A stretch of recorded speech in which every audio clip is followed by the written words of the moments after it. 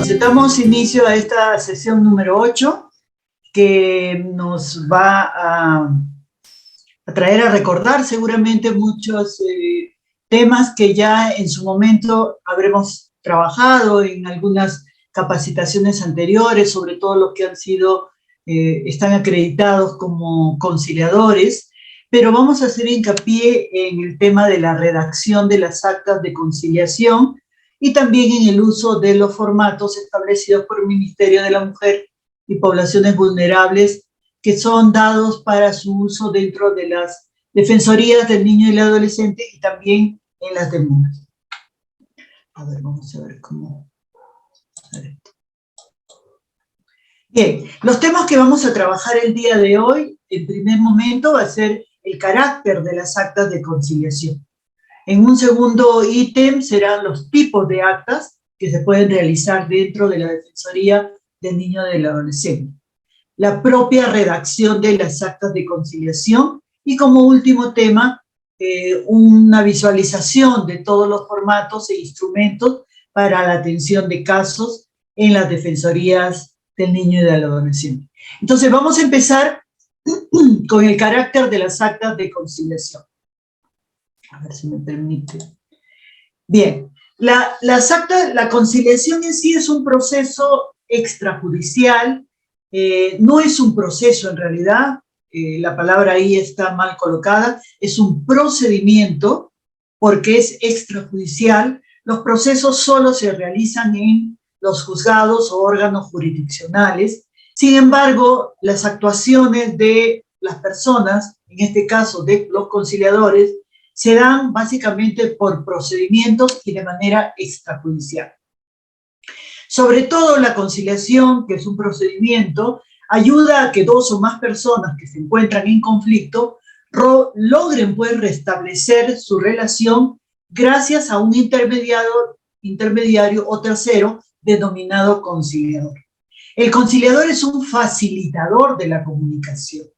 No ejerce función alguna como un juez y tampoco como un árbitro, lo que significa que no impone en ninguna manera. Lo único que hace es ordenar y aclarar las posiciones y los intereses de las partes que han venido a conciliar.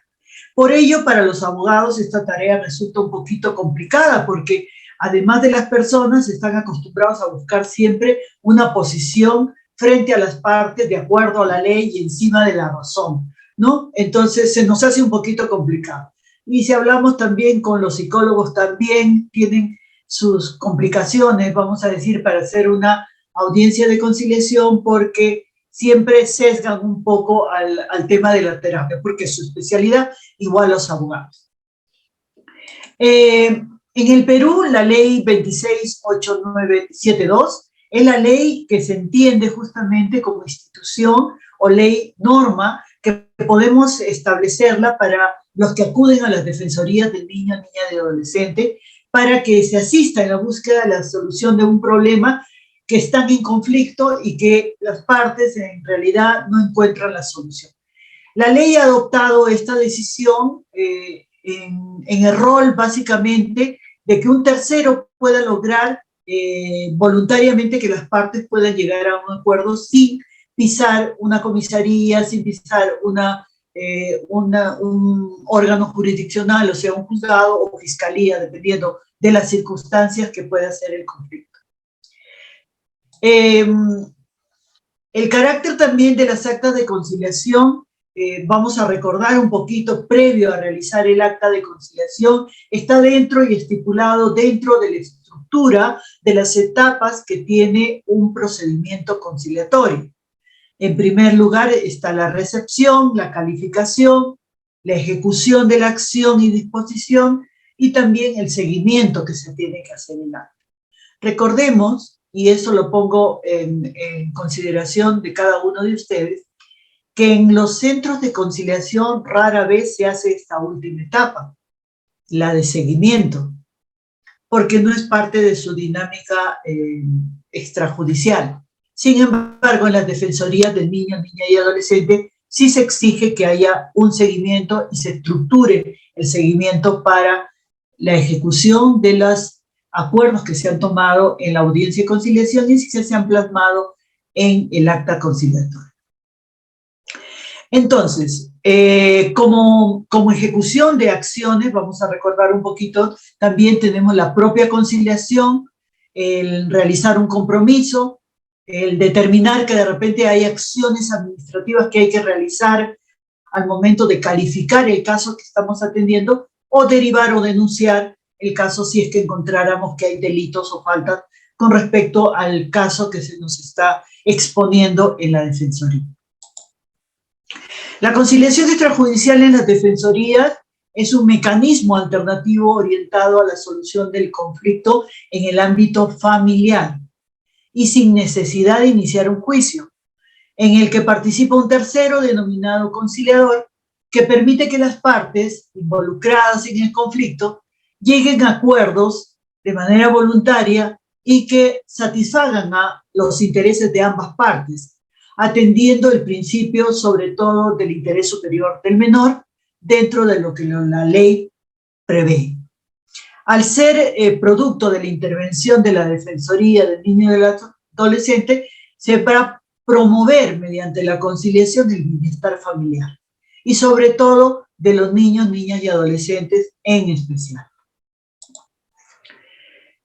Los principios que orientan la conciliación extrajudicial es recordar un poco el interés superior del niño, es tener siempre como centro al niño, niña y adolescente, que ahora son sujetos de derechos, ya no son objetos, sino tienen derechos, de los cuales se considera siempre que se debe tener presente al momento de tomar cualquier decisión por las partes que se involucran en una conciliación y también del conciliador. Tiene que haber equidad, significa que deben arribar las partes a acuerdos justos para ambas partes, porque es la única forma para que se pueda lograr el cumplimiento. La veracidad, que está dirigido a la búsqueda real y verídica de la situación que se está viviendo para poderle dar una alternativa de solución y que puedan comprometerse las partes mediante un acuerdo conciliatorio.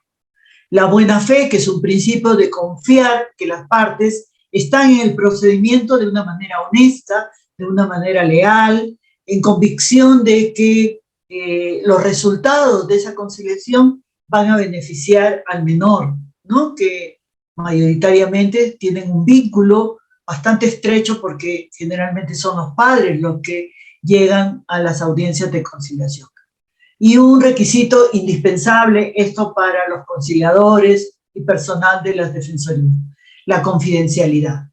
Supone que las partes, como el conciliador de la defensoría, deben guardar absoluta reserva de todo lo conversado, de todo lo manifestado por las partes, hasta lo propuesto por las partes en favor de los niños. Entendiéndose que lo sostenido en la audiencia es privado, es confidencial. En la conciliación no se puede ver lo llamado de un proceso de adjudicación como un juicio, un arbitraje. Lo que ahí se goza es la protección del menor y el beneficio de cualquier decisión que se tome en favor del menor. No en favor de las partes, en realidad, es en favor del menor. Otro de los principios que rige la orientación de la conciliación es la imparcialidad y la neutralidad. ¿De quién? Del conciliador. Él debe ser una persona que demuestre en el momento de la audiencia que no se ha parcializado y que es completamente neutral y que lo que está realizando es una actividad de facilitación para que los acuerdos que sean arribados y transcritos en una conciliación puedan ser cumplidos por las partes. Legalidad, porque el acuerdo conciliatorio al que se arriba debe estar conforme a ley y de acuerdo a las leyes vigentes. Celeridad, porque el tiempo que se va a utilizar es mucho más corto que la de un proceso judicial, que generalmente son procesos contenciosos porque hay conflicto. En una defensoría del niño y del adolescente, la celeridad es una de las características reales que se puede ver para economizar tiempo y también el desgaste emocional. La economía en cuestión de dinero, ustedes saben que la celeridad ayuda también a que se arribe a una solución del conflicto en el menor tiempo posible, y tiempo en un proceso judicial es bastante largo y también costoso. Sin embargo, en las defensorías la gratuidad permite que la economía sea uno de los principios para realizar las audiencias de conciliación. Y el empoderamiento de las partes. Ambas partes siempre en una audiencia tienen que estar equiparadas, balanceadas los poderes, para no sentir que alguien es más poderoso porque llevó de repente a su abogado y la otra persona no la llevó, que el conciliador se parcializa para un lado, no para el otro, y prever siempre el conciliador, sobre todo, que él está para equiparar ese poder que puede traer cualquiera de las partes, hacerla como una balanza equitativa, para que la audiencia pueda fluir de manera natural, y sobre todo que los acuerdos arribados sean pues acordes a las necesidades que el menor requiere. Las materias que son conciliables en las defensorías son solamente 3 materias, no se puede conciliar automáticamente si se concilia alguna otra materia, que esa acta de por sí ya es nula. Las 3 materias son alimentos, tenencia y regímenes de visita. ¿En qué situaciones la Defensoría del Niño no debe realizar una conciliación extrajudicial? Cuando existe previamente un proceso judicial sobre la misma materia. ¿Qué sucede si nosotros realizamos porque omitimos preguntar, porque de repente las partes no dieron a conocer también que ya han tenido una sentencia de un proceso judicial sobre la misma materia? Esa acta en automático se considera nula. Y eso ustedes como conciliadores, como personas que trabajan en defensoría, tienen que mencionarlo en todo momento a las partes para concientizarlas de que digan la verdad, porque por mucho que tengan el acta, no va a poder ser ejecutada porque ya hay un precedente, que es una sentencia sobre la misma materia. En cualquier otra materia que no sea tenencia, alimentos y régimen de visitas, no se puede hacer actas de conciliación. Cuando se trate de derechos no disponibles, los derechos no disponibles son aquellos propios, inherentes al ser humano, irrenunciables, inalejables, imprescriptibles, inembargables, y que no pueden ser objeto de disposición. Por ejemplo, alguna vez me llegó un caso a mí de conciliar prestación de alimentos, donde las partes acordaban no pasar la prestación de alimentos. Eso de por sí, yo les expliqué, no se puede hacer una conciliación donde las partes acuerdan que no se va a proveer de la pensión de alimentos a un menor, porque va contra las normas, porque es imposible un derecho ser desterrado de esa manera, y sobre todo por los padres. Y cuando se trate de un delito o de una falta, no se puede tampoco hacer actas de conciliación o audiencias de conciliación. Y esto viene mucho a colisión, les voy a hacer un poco de casuística, que hemos estado en Asociación Guaira en las reuniones periódicas que tenemos, en la posibilidad de que cuando hay un precedente de un proceso de violencia familiar donde se ha dado medidas de alejamiento o medidas de protección, y dentro de las medidas de protección la indicación que hay medidas de alejamiento, no podríamos nosotros realizar una audiencia de conciliación, ya que hay una disposición del juzgado indicando las medidas de protección y las medidas de alejamiento. Entonces, ¿cómo la Defensoría podría convocar a una audiencia de conciliación cuando el juez ha dispuesto medidas de alejamiento? Entonces ahí hay que tomar mucho cuidado, hay que asesorarse muy bien y hay que tomar las precauciones, porque de repente en la propia audiencia no vamos a encontrar hechos de violencia o reiterancias de violencia. De repente, al momento de que concluya la audiencia, las personas salen y ya en la calle sucede hechos que podemos lamentar. Entonces hay que tener mucho cuidado en ese aspecto.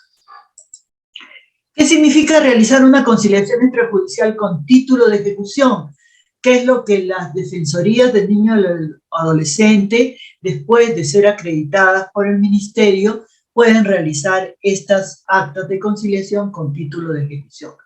Significa pues que los acuerdos plasmados en el acta, producto de la conciliación, son de obligatorio cumplimiento, es decir, que tienen un carácter de cosa juzgada o valor de sentencia.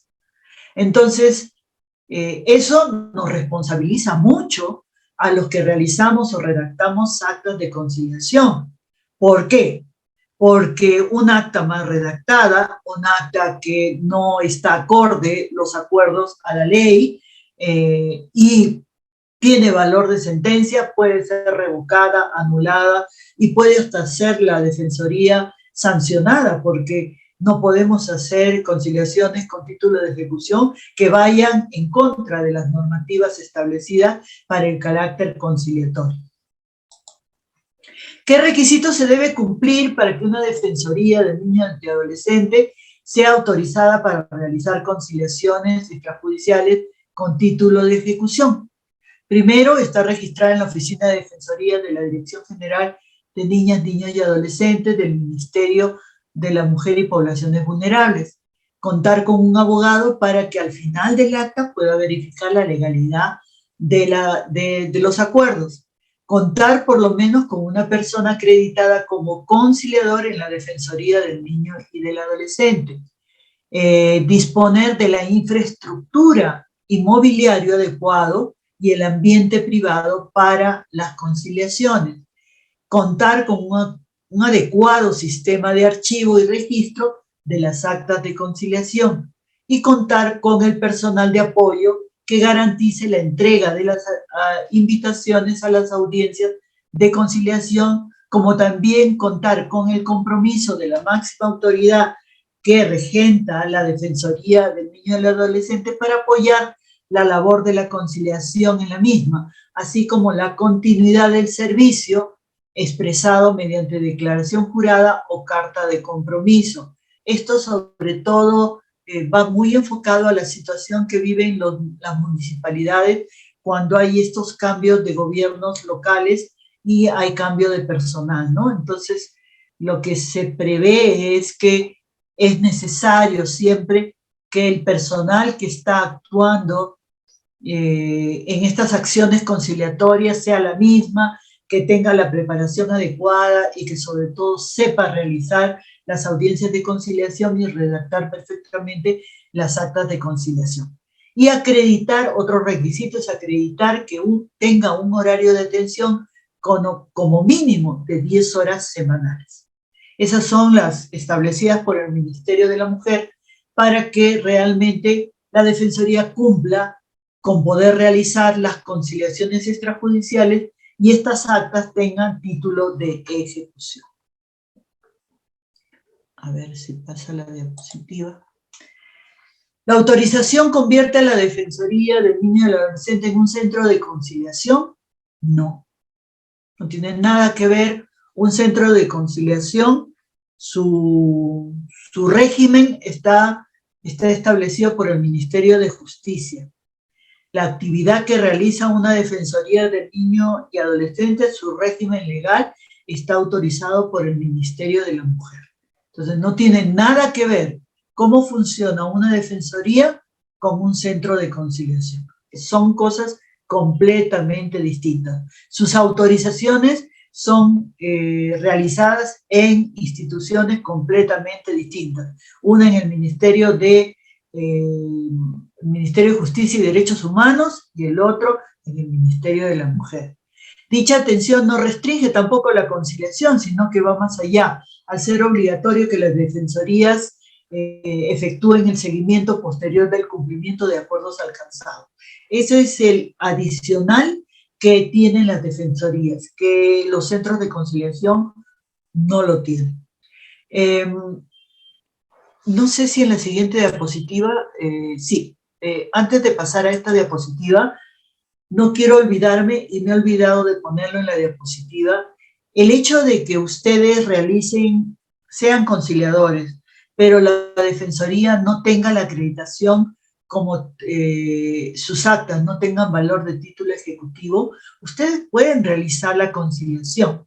Lo que pasa es que no va a tener título ejecutivo. Y si ustedes quieren pasarlo a un proceso judicial, esa acta va a resultar siendo una prueba fehaciente de la condición en los acuerdos que han tenido, y el juez al momento de sentenciar va a merituar esa acta porque son acuerdos que se han tomado. Lo que pasa que no tiene el valor de título ejecutivo, por lo tanto va a tener el valor de mera prueba.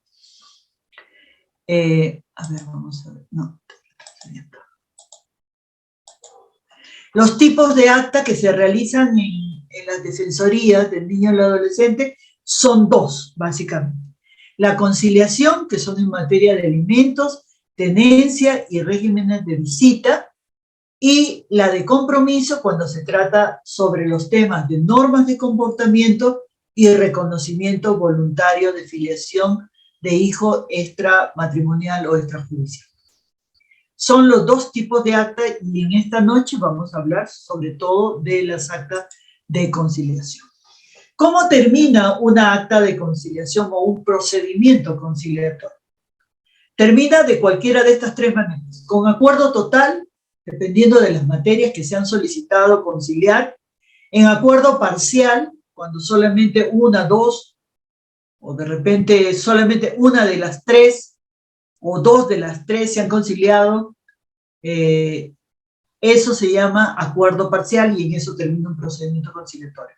O sencillamente las materias que se han propuesto para conciliar, en ninguna de ellas se pone de acuerdo a las partes. Por lo tanto, concluye el procedimiento conciliatorio con falta de acuerdo. En la redacción de actas de conciliación, el acta no deberá tener en ningún caso enmendaduras, no debe tener borrones, no debe tener rascaduras, ni superposición entre líneas, bajo sanción de nulidad. ¿Qué significa esto? Ustedes nunca habrán, los que hemos tenido la posibilidad de ver una sentencia, nunca van a ver ustedes borrones, tachaduras, palabras mal escritas, superposición de líneas, colores de repente, tonalidades. Tiene que ser una redacción pulcra completamente. Entonces, para eso hay que tomar mucho cuidado al momento de redactarla y al momento, sobre todo, de imprimir, verificar previamente que no ocurran este tipo de acciones. En cuanto al acuerdo conciliatorio, este deberá contener de manera clara, precisa, los derechos y deberes y obligaciones, ciertas, expresas y exigibles, acordes a las dos partes. ¿Cuándo son ciertas? O sea, porque hay un tiempo y un lugar donde se van a realizar los acuerdos. Expresas, porque hay un número, hay una cantidad que se indica textualmente en el acta. Y exigibles, porque va a ser posible que se sume el monto o la condición o la situación, se va a poder ser visible. Les pongo un ejemplo. ¿Cuándo es cierta? Nunca pongan en un acta de conciliación el obligado pasará una pensión de alimentos de acuerdo a sus posibilidades. Esa expresión no es cierta, es vaga, es una expresión de posibilidad. Y si esa persona nunca tiene las posibilidades, nunca podrá pasar una pensión de alimentos. ¿Quién es el perjudicado? El menor. Y automáticamente esa acta no está clara, no está bien definida. Expresa, cuando dice yo expreso mi voluntad de que voy a entregar, por ejemplo, una pensión de alimentos de 500 soles mensualmente, en estas fechas, ¿no? Se dice.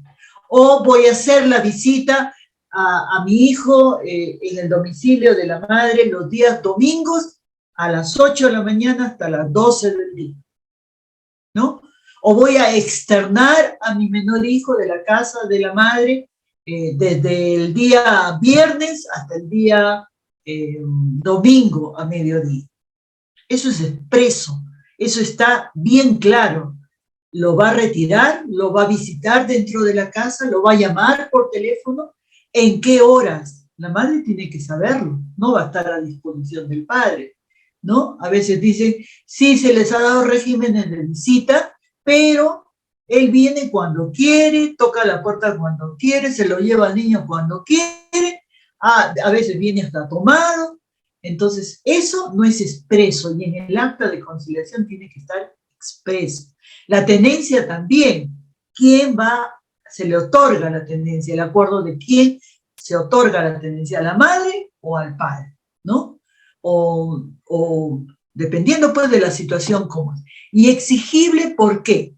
Porque si nosotros pasamos esta acta ya al cumplimiento, porque no se ha estado cumpliendo ante el juez va a poder exigir, pues, va a poder se va a poder presentar una liquidación en el caso de los alimentos. ¿Cuánto debe, no? Si decía que mensualmente iba a pasar 500 soles, y ya pasaron 6 meses, multiplicamos los 500 por 6, esa es la deuda que tiene. Es exigible, es un monto visible, ¿no? Que uno puede decir, sí, realmente son 500 por 6, 3.000 soles, ¿no? 3.000 soles que le debe el señor y vamos a exigir que pague los 3.000 soles. Igualmente, las posibilidades del régimen de visita. Disculpe, hay una manito levantada, le voy a pedir, es un poco mi dinámica, terminar la exposición para después tener una rueda de preguntas y absolver sus dudas. Ya no me falta mucho, entonces vamos a tener, yo creo, un amplio debate de repente sobre el tema. Entonces, cuando hablamos de ciertas expresas y exigibles, es eso, básicamente, es decir, la tenencia va a ser a favor de la madre y lo tiene el padre. Podemos exigirlo porque en el acta está claramente establecido de que es la madre quien tiene que tener al menor, ¿no? Hay un régimen de visitas que son los viernes, sábados y domingos de externación del menor fuera de la casa materna para llevarlo a la casa materna, ¿no? Y la madre no lo deja, solamente le dice, no, tú puedes entrar aquí, el padre puede hacer comprobar con una constatación policial que el acta dice una cosa, pero la madre solamente le permite otra. También es exigible, siempre y cuando en la redacción haya sido de manera correcta y detallada. Y en la tenencia, en el régimen de visita y en los alimentos que ya les mencioné, ¿no? Dependiendo de la ubicación de la Defensoría también, ustedes tendrían que tomar en cuenta en los acuerdos, sobre todo en la parte de la prestación alimentaria, en algunas zonas de comunidades campesinas, por ejemplo, estilan traer alimentos, no quieren proporcionar dinero, sino más bien los alimentos en físico. Algo que se hace en Asociación Guaira es verificar la fecha de vencimiento del producto, evitar que sean alimentos perecibles, ¿no? Como frutas, productos pues, que realmente pasado un tiempo ya no se puede consumir, y todo producto tiene que tener una fecha de vencimiento y al momento de corroborar la Defensoría la entrega de estos productos, ya que en dinero no se han puesto de acuerdo, sino más bien en productos así de abarrotes, pues verificar que estén realmente dentro del periodo que puedan ser consumibles, ¿no? A veces traen yogur, por ejemplo, el yogur ustedes saben que es un producto que tiene que estar refrigerado, que tiene que tener ciertas condiciones para tomarlo, y a veces lo dejan en las defensorías, sobre todo de las zonas alejadas, dejan en los productos y se pasa, pues, hay una fecha de vencimiento. Y ustedes saben que hay productos que tienen que estar refrigerados, ¿no? Entonces, hay productos que hay que tener en consideración. Y eso el conciliador al momento de hacer el acta y el acuerdo, porque las partes pueden estar muy de acuerdo, ¿no? Pueden decir, sí, que sea producto, ¿no? Me trae 5 arrobas de papa. Sí, pero 5 arrobas de papa, ¿qué va a hacer el niño con 5 arrobas de papa? ¿no? O con 5 frascos de yogur que ya se está venciendo el consumo. Entonces, hay que tomar en cuenta esas situaciones. Yo sé que en la ciudad no puede suceder eso mucho, pero en las zonas más alejadas, que sé que hay personas participantes que están, seguramente están trabajando en defensorías más alejadas de la parte urbana, tengan mucho en consideración estas situaciones que se pueden acarrear después en un conflicto. Y otra cosa más que les recomiendo también, cuando son productos los que se entregan en vez de dinero, entreguen la boleta para ver cuánto es realmente lo que se ha gastado en esos productos, ¿no? Porque pueden traerle muchos productos, pero el señor tenía que pasar valor de 500 soles en productos, y si uno va sumando todos los productos no llega ni a 150 soles, lo que significa que los 500 soles nunca llegaron. Entonces ahí el conciliador tiene que tener mucha muñeca en el sentido de aceptar pues a veces las condiciones que ponen las partes, pero también poniendo en salvaguarda estas situaciones que les acabo de mencionar, ¿no? Que tengan en cuenta las fechas de vencimiento, la cantidad también. Ustedes, un niño no va a estar con 5 arrobas de papa, ¿no? Entonces, ¿qué cosa hacer con las 5 arrobas de papa? Consumiendo todos los días durante 30 días 5 arrobas. Ahora, esa persona no le va a traer 5 arrobas de papa cada mes, ¿no? Será en época de cosecha. Entonces, esas cosas, por ejemplo, aunque para los que trabajamos en ciudad, para los que trabajan en ciudad sobre todo, dicen, pero esto no puede suceder. Sucede en nuestro país. Es bastante especial las defensorías en el tratamiento. Esto, por ejemplo, los que le acabo de mencionar y los cuidados que hay que tener, sobre todo al momento de redactar el acta, sobre estas condiciones, de repente en la ciudad ustedes no la van a encontrar, pero ya en las ciudades más alejadas, fuera de las partes más urbanas, más citadinas, sí las van a encontrar, y ustedes tienen que estar preparados para ello, para poder dar alternativas de solución o también poner sus condiciones, pues, ¿no? La Defensoría va a poner sus condiciones, no pueden proveer como pensión de alimentos víveres que sean perecibles en el transcurso de un tiempo. A veces traen fruta y hace calor o hace frío y se malogra la fruta, ¿no? O traen otros productos que son totalmente perecibles y la persona que va a recogerlo lamentablemente no llega a tiempo y los alimentos se malogran, ¿no? Y en la Defensoría tampoco está para poder estar cuidando, ¿no?, esos productos. Entonces, en el acta, el acuerdo conciliatorio debe contener de manera clara, precisa, los derechos y deberes y obligaciones que van a tener las partes.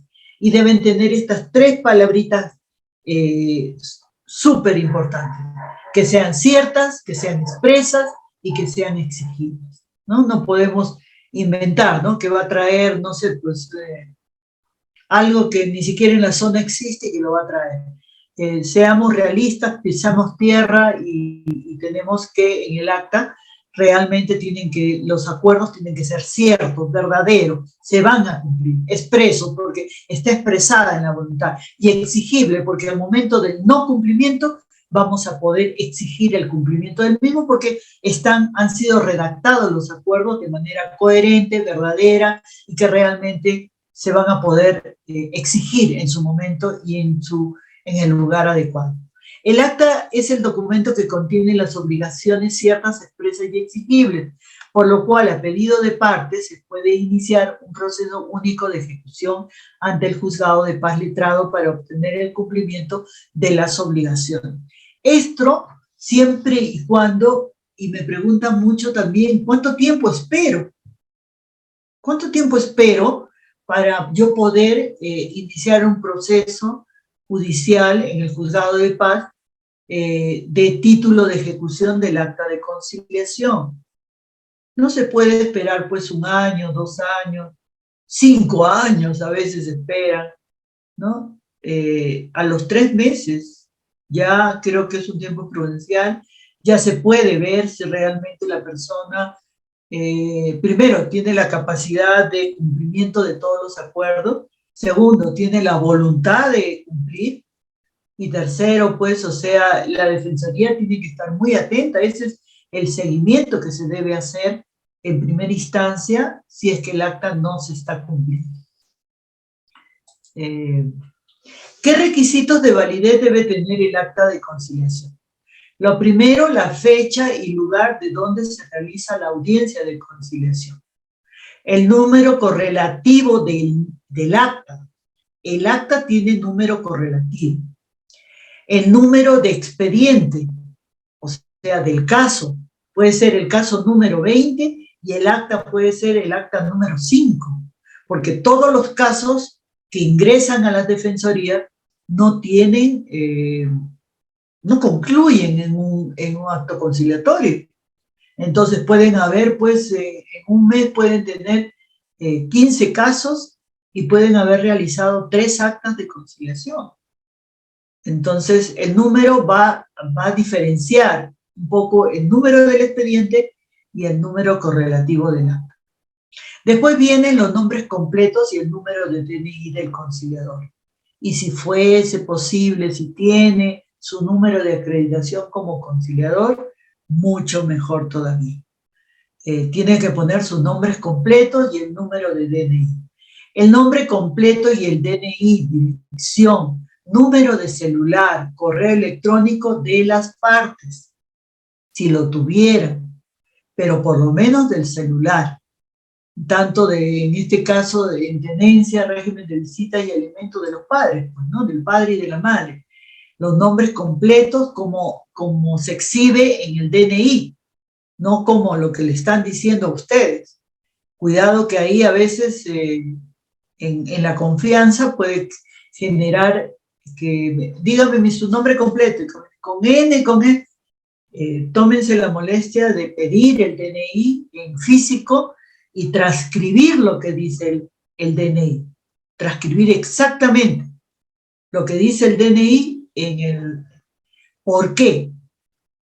¿Por qué esa exigencia en el nombre completo del número, el DNI, el nombres y apellidos de las partes, el DNI, el número de celular? Porque al momento de ejecutar el acta, el juez va a corroborar y confrontar quién está iniciando el proceso de ejecución del acta, como título ejecutivo, y si hay un error entre la demanda donde aparece el nombre y el acta, está observado ese procedimiento, ese proceso, perdón, y el juez va a decir, indíqueme, va a devolver todo lo actuado y va a decir, indíqueme correctamente cuáles son los nombres exactos que tienen las partes, porque aparece un nombre en el acta y un nombre no distinto, pero muy parecido, pero no es el mismo en el otro acta. Igual, de repente hay un error al transcribir el DNI y también igual, el acta dice una cosa y en la parte de la demanda o de la solicitud de ejecución de acta va a haber lo que se llama diferencia, ¿no? Y eso no puede haber. Y el juez va a rechazar automáticamente la solicitud de ejecución del acta.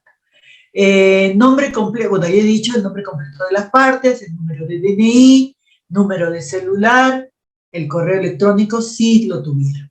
El nombre completo del DNI del menor, nombre completo del menor, así como su DNI. Y si es posible, acá no le he puesto también la dirección, ¿no? ¿Qué dirección tiene donde vive el menor?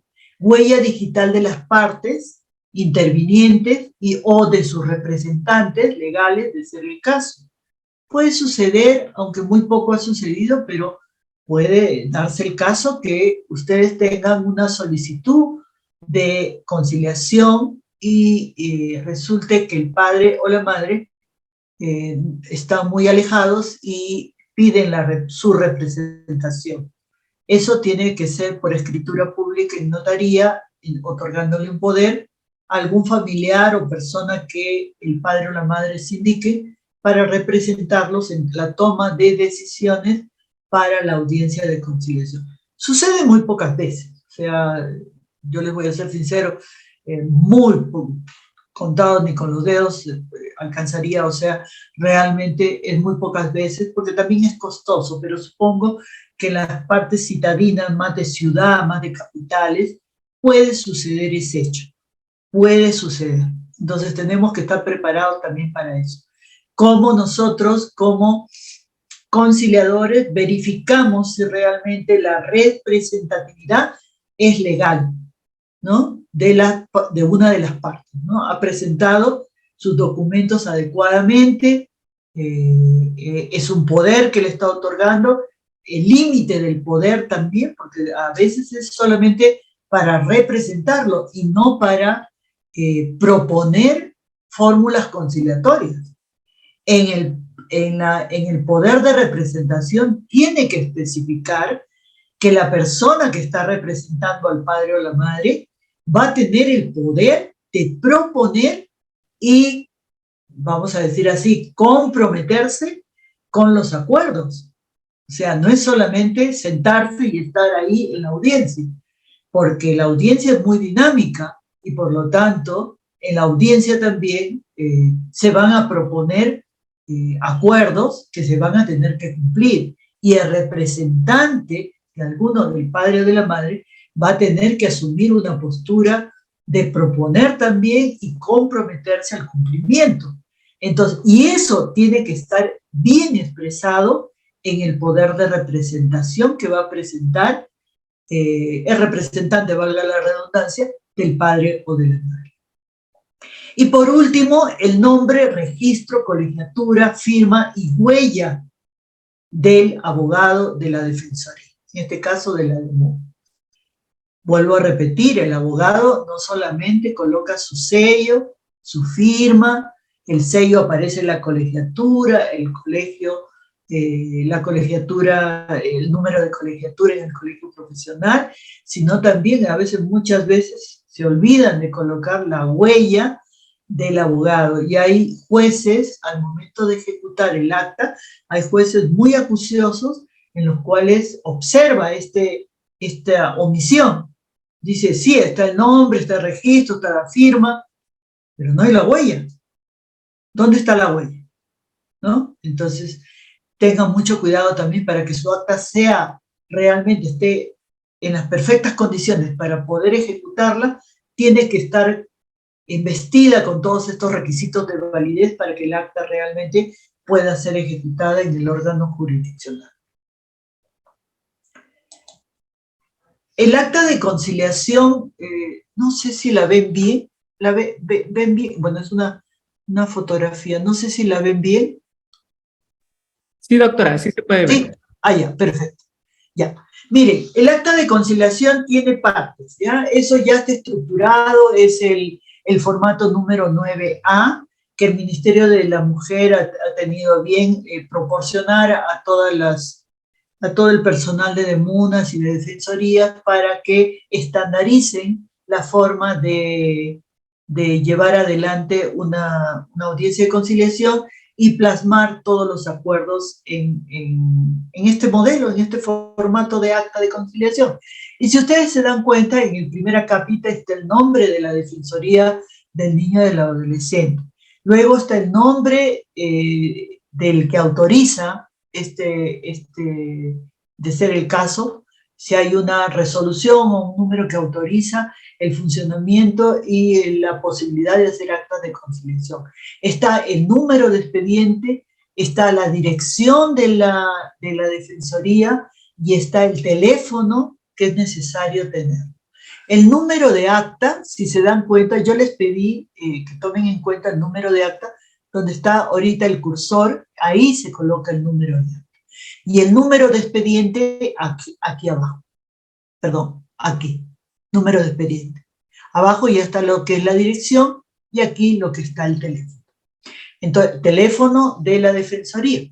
Porque si hay errores, posiblemente donde los lleve, el teléfono ayuda mucho para que podamos, seguramente las personas puedan hacer el contacto con ustedes y poder solicitar o consultar alguna situación que hayan visto en el acta de conciliación.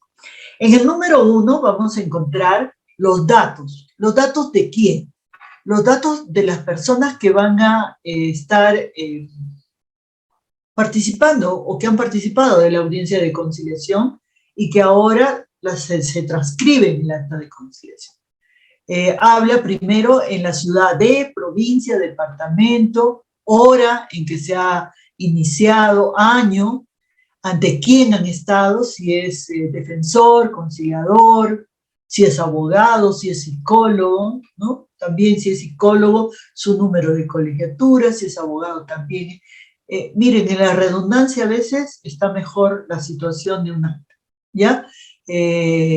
No pongan solo nombre del defensor, si es abogado, póngale pues su colegiatura.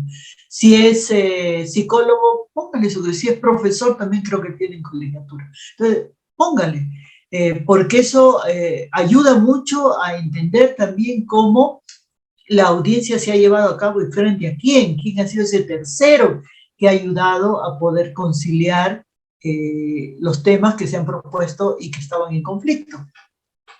Después habla de identificación del documento de identidad del defensor o conciliador extrajudicial, su número el número que lo acredita como conciliador, otorgado por el Ministerio de la Mujer, y también acá vienen las partes, ¿no? Viene él o la señora, siempre empiecen por la mamá, por la señora, en calidad de madre, identificada con documento de identidad, el domicilio completo, de preferencia el domicilio que aparece en el DNI.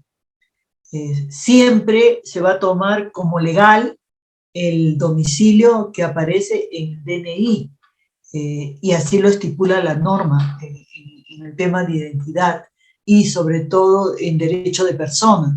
El DNI es básicamente la radiografía de nosotros, habla de nuestra edad, habla de nuestros apellidos maternos, paternos y nuestros nombres de pila, la localidad donde vivimos, todo está especificado y acá debe constar exactamente lo que dice el DNI. Luego viene seguramente él, que viene a ser el padre, o la persona, y hay que poner todos los datos que pueda ser posible.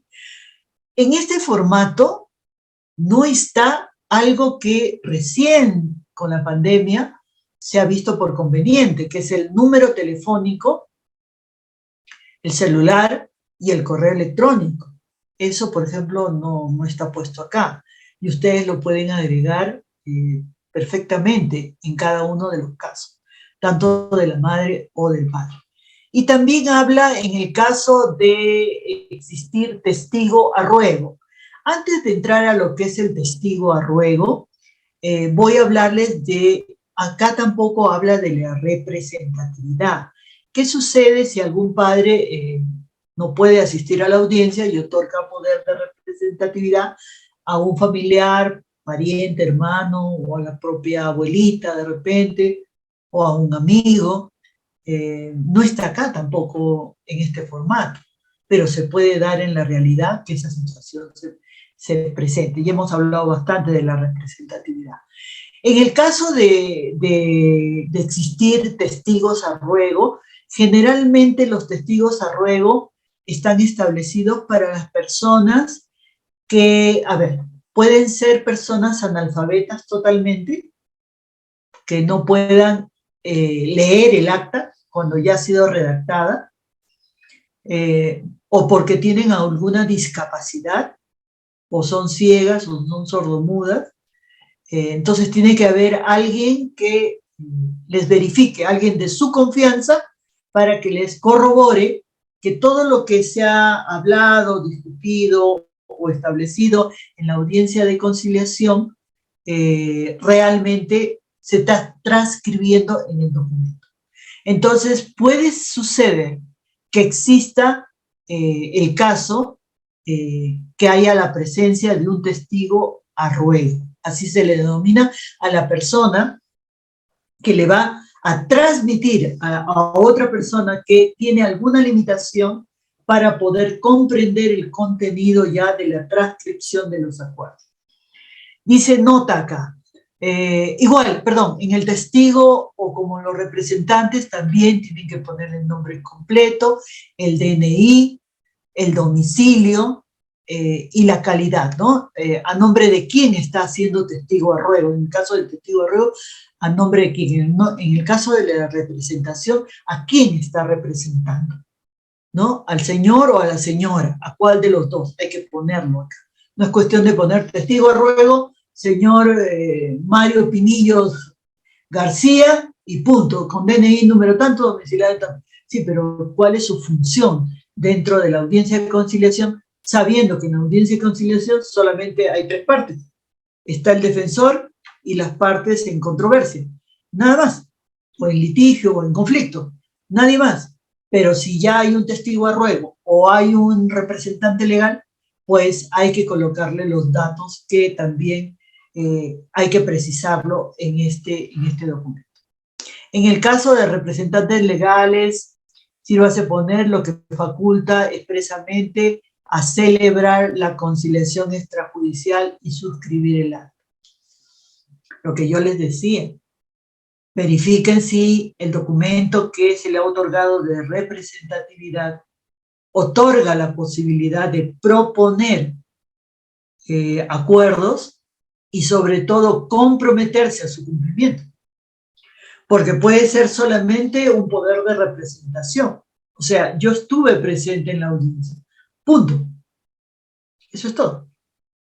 O puede ser el poder mucho más amplio.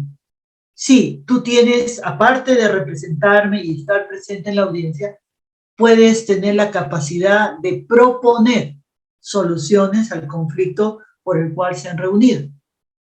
Y tienes la capacidad de comprometerte en mi nombre a el cumplimiento.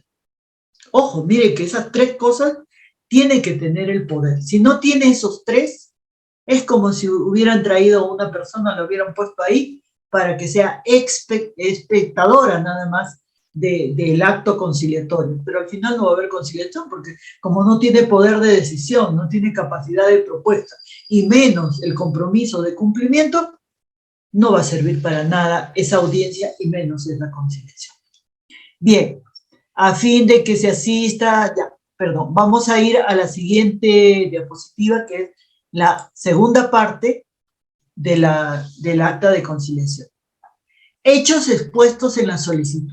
Se supone que la persona que ha pedido la conciliación, ha solicitado una audiencia de conciliación, ha manifestado los hechos que la están preocupando, que generalmente, como son tres las materias, alimentos, tenencia y régimen de visitas, las tres o alguna de ellas o dos de ellas va a ser expuesto como hecho, ¿no?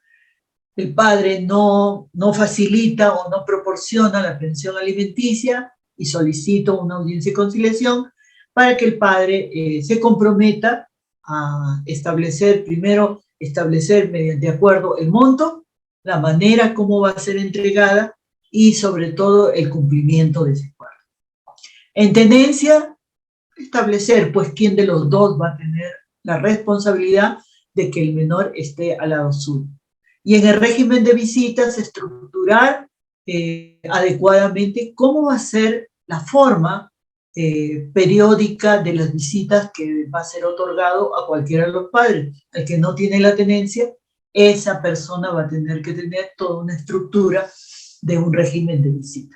Esos hechos tienen que ser expuestos, pero tienen que ser expuestos de manera clara y precisa, no tan redundante, no como contando un cuento, sino las partes más primordiales que el acta tenga que tener en cuenta. Solicita los hechos expuestos, es que la madre del menor, la señora fulana de tal, tienen que poner nombre y apellido de la madre, señora, nombres, apellidos, madre del menor, el nombre del menor, de tanta edad, solicitó a esta defensoría la prestación de alimentos por parte del padre. ¿Quién es el padre? El nombre y apellido del padre, ¿no? Si es que pide también régimen de visitas, establecer también el régimen de visitas que va a tener el padre a favor de su hijo. Y la tenencia, si es para el padre o para la madre. Pero tienen que establecer eso de manera, no les digo exuberante al momento de redactar, pero tampoco omitiendo cosas muy importantes como los nombres, los vínculos y sobre todo la propia solicitud, pues, ¿no? Requiero prestación de alimentos del padre hacia su hijo, requiero un régimen de visita del padre o de la madre, dependiendo quién es el que solicita, al favor de la menor, y dilucidar quién va a obtener la tenencia del menor. Puntos en controversia, ahí ya, bueno, está de cliché redactado el documento.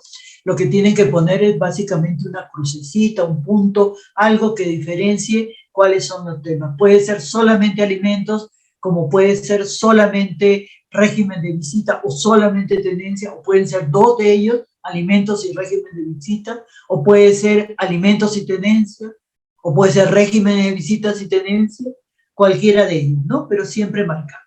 De acuerdo a lo manifestado por las partes, los puntos en controversia son los siguientes. Eso, ustedes como conciliadores tienen que redactarlo de la manera que ustedes consideren.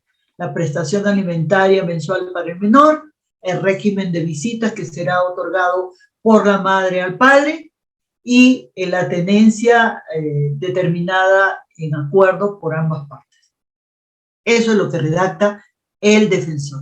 La parte de arriba es una transcripción de lo que la persona que ha invitado o la que ha solicitado la audiencia de conciliación ha expresado. En la parte de abajo, que son acuerdos a lo manifestado por las partes o los puntos en controversia, eso sí, redactado totalmente por el conciliador. Vamos al tercer punto, el seguimiento. En el seguimiento, esa fórmula de hacer seguimiento lo tiene que proponer el conciliador. Tiene que establecerlo el conciliador. Si quiere, por ejemplo, verificar si se está cumpliendo los acuerdos establecidos en el acta de conciliación, pues una llamada telefónica o establecer con la madre, en este caso, del caso, decirle, señora, por favor, al mes usted me tiene que por lo menos hacer una llamada telefónica indicándome si recibió o no recibió la pensión de alimentos, si en el banco lo depositó, o yo veré si es en productos, veré si hay en un documento que voy haciendo seguimiento de entrega de alimentos, veré si en productos se está haciendo. Pero no esperar, pues, como les digo, 1 año, 2 años, ¿no? Si la señora no viene, nosotros nos olvidamos. Ahora ya tenemos la facilidad del celular, ¿no? Y ubicar en cualquier momento a la persona para hacerle recordar que han tenido un acuerdo y que hay un cumplimiento. Y a la falta de cumplimiento, esta acta va a tener que ser llevada al Poder Judicial para su ejecución y que el juez va a determinar la obligatoriedad del cumplimiento de la misma. Entonces, la verificación de seguimiento, hay muchas técnicas para poderlo hacer, ¿no? El seguimiento de alimentos, el seguimiento del régimen de visitas, el seguimiento también de la tenencia, ¿no? Muchas veces en la tenencia, por la casuística, se ha determinado que la madre sea quien tiene la tenencia del menor. Sin embargo, pasado algún tiempo, la madre viene y dice, pues, o sea, sí, en el acta dijo que yo, en la audiencia, perdón, dijo que yo era la responsable de la tenencia del menor. Sin embargo, un día que fue para el régimen de visita, se lo llevó al menor y nunca más lo devolvió y se quedó con el menor. Ustedes ahí tienen que orientar adecuadamente, hacer constatar que esté hecho con la policía para que tengan la documentación adecuada para reclamar la tenencia y verificar que el régimen de visitas no está siendo cumplido de acuerdo a la acta de conciliación. Entonces, hay formas que ustedes tienen que ver, dependiendo también del contexto donde ustedes desarrollan su actividad como defensores o como conciliadores, para poder hacer un seguimiento más eficiente y más eficaz con respecto a los acuerdos que se han tomado. Dice en la parte de abajo que leída el acta en presencia de las partes, los conciliantes expresan su total conformidad suscribiendo el presente documento y el señal de lo expresado firman. Y como se dan cuenta, ahí hay una firma, hay número de DNI, hay la huella digital de las partes que han intervenido.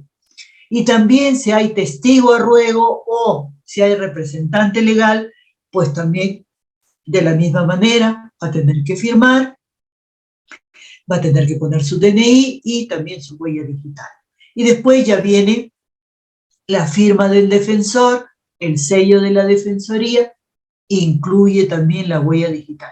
Si se han dado cuenta, en esta parte final, y van a ver también en la legalidad de los acuerdos cuando firma el abogado, todos ponen huella digital, así que ustedes van a tener un buen huellero, porque en actas de conciliación las huellas digitales son fundamentales y les tengo que comentar, compartir, que cuando uno presenta para ejecutar las actas de conciliación en el Poder Judicial, los jueces son muy acuciosos de estar viendo estas formalidades que se pide que se presenten y que a veces las omitimos por X razones, ¿no? Por el apuro, porque uno firmó, el otro no firmó, uno puso huella digital, el otro no puso huella digital, no se puso el DNI, hay que tener un poquito de cuidado al momento ya de estar cerrando el acta de conciliación.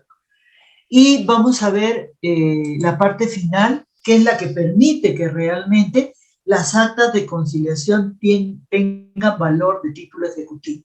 Aparte de la acreditación, esta parte donde el abogado de la Defensoría firma reconociendo que los acuerdos arribados por las partes están dentro del contexto legal de los acuerdos, ¿no? Y que el acta ha sido redactada de manera acorde y tiene que poner sus datos, ¿no? Tiene que poner el nombre completo de la defensoría, tiene su número de registro, su nombre y apellidos, el colegio, de qué distrito, de qué departamento es el colegio, en este caso de abogados, y que ha procedido a verificar todas las condiciones para que el acta pueda ser considerada título ejecutivo. En la parte final vamos a ver la firma del abogado, el sello del abogado, donde va a aparecer el número de colegiatura y la huella digital, y la firma propiamente del abogado. Entonces aquí vamos a ver cómo está el acta de conciliación. Lo que sigue creo que ya es un tema de los formatos. Este documento tiene un vínculo, por favor, les voy a enseñar y préstenme atención. Este formatito ustedes le hacen anticlic, aunque acá no aparece, en el formato PPT. Si ustedes hacen un anticlic y sale activar el hipervínculo, lo presionan y en automático les va a salir el formato. Voy a dejar de compartir unos momentos esta diapositiva porque voy a entrar a los formatos de la Defensoría del Niño y del Adolescente. A ver si me permiten, por favor, un momentito. ¿Dónde está?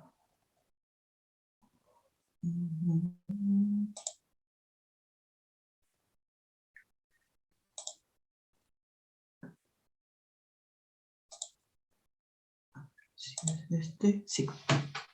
Ahora, ¿se puede apreciar, por favor? Quiero que me confirmen, ¿es un PDF? No Sí, es doctora, sí se puede visualizar. Perfecto, ya, muchas gracias.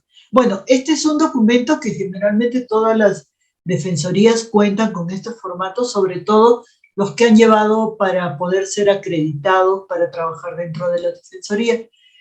En los cursos se entregan este documento, que son las fichas de atención en Demuna, y son formatos estandarizados para una mejor labor dentro de la Defensoría. Esta es una ficha de trabajo de la Defensoría, esto se presenta anualmente al Ministerio de la Mujer, indicando todos los datos de la Defensoría, así como la información de acciones de promoción que se ha podido llevar. Voy a agrandar un poquito porque está un poquito, ahí está. Información de acciones de promoción, desarrollo de competencias, sesiones de juego, acciones de información, movilizaciones como pasacalle. Esto de manera anual. Información de atención de casos, cuántos casos han recibido, cuántos han concluido, cuántos se encuentran en trámite, cuántos se han desistido y han abandonado. Recuerdan ustedes que en una sesión anterior les expliqué cuál es la diferencia en desistirse y abandonar un caso, ¿no? Entonces, eso también ustedes tienen que poner esa información. Después están los casos atendidos por materia y por acción administrativa. Están los alimentos, tenencias, regímenes, normas de comportamiento, reconocimiento, violencia, relación, matrícula escolar. Bueno, acá está toda la lista de casos que pueden llegar a la Defensoría como forma de vulneración de los derechos de los niños, niñas y adolescentes. También los casos que han ustedes podido recepcionar o por derivación o porque ha sido un caso que ha llegado a su defensoría, los riesgos de desprotección y desprotección familiar. Acá tendrán que estipular cuáles han sido y cómo ustedes han establecido la atención de ese caso. Información proporcionada por la Defensoría en la etapa de acción preliminar, por ejemplo, acciones psicológicas, acciones legales, y información sobre otros temas que de repente han podido ustedes, coordinando con sus aliados estratégicos, poder tener esta información para una mejor atención de casos. Y la población beneficiaria por grupo de edad y sexo, ¿no? De 0 a 5, de 6 a 11, de 12 a 17, gestantes, 18 a más, o discapacitados. Hombres, mujeres, y eso es más o menos. Sobre las conciliaciones de casos, cuántos han sido en alimentos, cuántos han sido en tenencia, cuántos en régimen de visita. Y sobre las acciones de compromiso, reconocimiento voluntario, normas de comportamiento, derivaciones de gestión administrativa y otros que son no necesariamente actas de compromiso para las gestiones, pero sí actividades que realiza la Defensoría. Derivaciones para atención especializada en materia, atención contra la integridad sexual, violencia, niños, niñas y adolescentes, colocación familiar, casos sociales, apoyo psicológico, alimentos, pero como asistencia en alimentos, violencia familiar también, casos relacionados al nombre y a la identidad, presunto estado de abandono y otros que ustedes consideren o que hayan atendido que vulneren los derechos. Por ejemplo, acá no está el derecho a la educación, ¿no? Que podría ser, entre otros, el derecho a la educación. Casos derivados, lo que les decía, el riesgo de desprotección. Puede ser que haya llegado a la UPE de Cusco, que ahí está la central, pero el caso es de Quispicanchi, que está a más o menos unos 40 kilómetros de acá, en lo más cercano, ya está la provincia, y lo que hace es la UPE transferirlo para que la Defensoría de la zona de donde se ha encontrado el caso, pues pueda hacer el levantamiento de todo este procedimiento de riesgo de protección familiar. Instituciones a las que derivan los casos, pues ustedes pondrán ahí qué cantidad han derivado a la policía, al sector salud, a las municipalidades, a registros civiles, al sector educación, a la unidad de protección, la UPE, a organizaciones comunales, a INAVIF, al Centro de Emergencia Mujer, al Poder Judicial, al Ministerio Público, o a consultorios jurídicos, si es que en la localidad donde ustedes tienen hay consultorios jurídicos gratuitos, ¿no? O otros que consideren pertinentes. Esto con referencia, a ver, sí, ya. Instituciones que solicitan atención de la Defensoría, lo contrario, ¿no? O sea, quienes nos piden a nosotros una atención especializada en defensa de los derechos del niño, puede ser que la policía les derive también esta cantidad, juzgado, fiscalía, centro de emergencia, sector educación, otras defensorías del niño y del adolescente, y la UPE, la Unidad de Protección Especial, y otras con considero. El monto de consignaciones de pensiones de alimento en soles, puede haber habido consignaciones, como les digo, en las propias también, la condición justamente de estas entregas que se dan de pensión de alimentos en las defensorías. Aunque ahora ya no está tan acostumbrado, pero hay zonas que sí lo siguen haciendo. Indicaciones de sugerencias. Este es el primer formato. Bueno, acá están las firmas y todo lo requerido y el año que se está llenando. Este es el primer formato y después llegamos al formato número 1, que viene a ser la ficha de recepción de casos.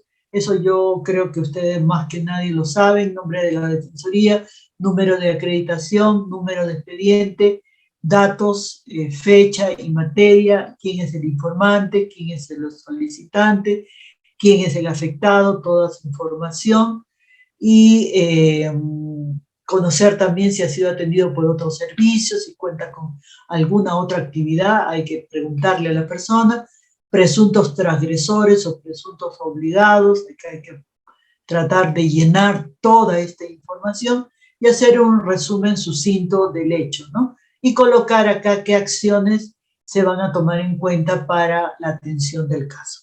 La firma y huella del informante, la firma y nombre completo del defensor, y si hay 2 informantes, pues los 2 informantes, ¿no? En la ficha número 2 está la ficha de entrevista. Vamos a tener casi los mismos contenidos del entrevistado, la versión de los hechos y observaciones que puede poner el defensor ante esta entrevista. En la ficha número 3 vamos a tener la ficha de visitas, cuando nos trasladamos al lugar de los hechos o a los lugares donde realmente queremos verificar seguramente alguna información o testimonios de algún caso que nos ha llegado a la Defensoría. Hay los datos generales y los testimonios y hechos verificados por el defensor, ¿no? Y va a transcribir también lo que ha encontrado y la conclusión que llega ante los hechos y situaciones que ha podido corroborar el defensor. Y acá lo que va es solamente la firma del defensor. En el 4 va la invitación. Esto no es la invitación a conciliación. El formato que sigue sí es una invitación. Traten de utilizar estos formatos porque es básicamente tenerlo en su computadora para poder llenar las indicaciones que piden acá o los datos que piden acá, para que ustedes después puedan tener más facilidad en tiempo, sobre todo, ¿no? De poder llenar, imprimir, y tiene hasta su cargo de la invitación. Son cualquiera de los otros casos que vemos, pero menos los de conciliación, o sea, menos alimentos, tenencia y régimen de visita. ¿Por qué? Porque acá tenemos la invitación para conciliar. Este es el formato de invitación para conciliar, que se tiene que tomar en cuenta y que lo hace el defensor y que también tiene un cargo, ¿no? Básicamente están los datos de la Defensoría y también acá están los datos de la persona que está invitando a conciliar y sobre qué tema se está invitando a conciliar, el sitio, el lugar, la fecha y quién va a ser el defensor, porque aquí va a ir la firma del defensor o de la persona que va a ser conciliadora al momento de realizarse las audiencias. Acá hay un cargo de recepción que siempre es bueno tenerlo para corroborar que ha habido la invitación debida. El formato número 7 es un oficio de derivación y básicamente es para derivarlo para apoyo social, evaluación, investigación policial, otro, o una asesoría legal más especializada, o una investigación fiscal de repente, o una demanda, una denuncia para abogados de oficio. Se relatan los hechos, se enumeran los documentos que se están juntando, generalmente son los DNI, partidas de nacimiento, y se firma el defensor con su sello y firma. El formato 8 es acta de inasistencia, esta ya es formato de actas de audiencia. Cuando a una primera invitación una de las partes no asiste. Recuerden también que en la conciliación hay plazos y hay posibilidad de volver a hacer una invitación a la audiencia de conciliación, pero si una de las partes no asiste. Si para la audiencia de conciliación fijada e invitada una de las partes y la otra que ha solicitado no estuvieran presentes en la hora y fecha indicada, se levanta un acta de inasistencia de las partes, en la cual concluye el procedimiento conciliatorio. Pero esta acta es un acta de inasistencia de una de las partes. Por lo tanto, si la persona que ha pedido la conciliación considera que le puede pedir una nueva fecha, lo va a poder hacer. Entonces, esta es la primera y se tiene que dejar constancia que la persona que se invitó no llegó a la audiencia, por lo tanto, se deja constancia de una inasistencia, un acta de inasistencia. Después viene el acta de inasistencia de una parte en una segunda invitación. En la primera ya le dijimos, ya, no vino, pues, vamos a invitarlo de nuevo. Sí, invítelo de nuevo. En la segunda, tampoco, pero una de las partes sí asistió. Entonces se tiene que hacer una siguiente acta de inasistencia de una de las partes y una segunda invitación, donde realmente tampoco se ha podido concretar los acuerdos. Y va a firmar, lógicamente, la parte que ha asistido y el defensor.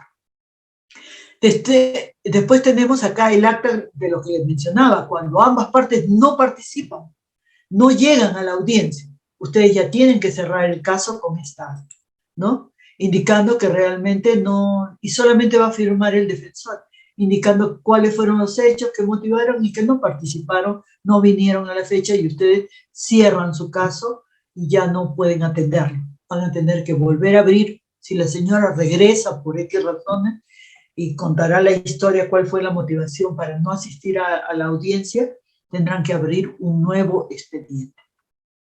Acta de conciliación, ya esto sí, cuando ambas partes están presentes, hay acuerdos, hay compromisos, hay obligaciones, entonces aquí sí se hace el acta. Este es el modelo que generalmente se utiliza y este es el acta que se presenta también cuando queremos ejecutarla como título ejecutivo. Está todas las partes que les he mencionado, el seguimiento y la firma del abogado, como dando legitimidad a los acuerdos para poder, ante el incumplimiento, considerar que esa acta está dentro de los cánones legales y que puede ser ejecutable. Después el acta de conciliación con falta de acuerdo o desistirse, ya no quiero solicitar los alimentos o régimen de visitas o la tenencia, este es un acta de conciliación, pero que tiene falta de acuerdo y hay desistimiento. La estructura es exactamente la misma. Después tenemos el acta de suspensión de audiencia de conciliación. Esto generalmente lo hace el propio conciliador.